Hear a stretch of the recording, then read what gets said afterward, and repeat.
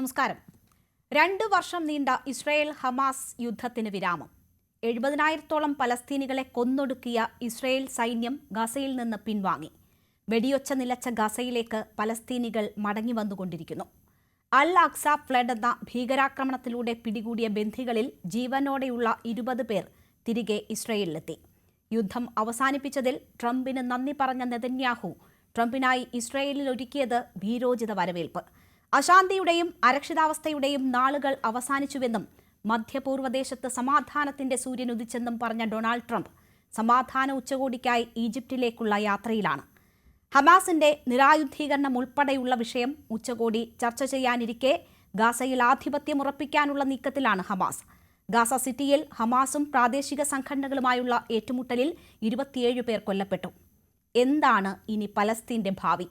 സ്വതന്ത്ര രാഷ്ട്രം സാധ്യമോ? ഹമാസ് ആയുധം ഉപേക്ഷിക്കുമോ?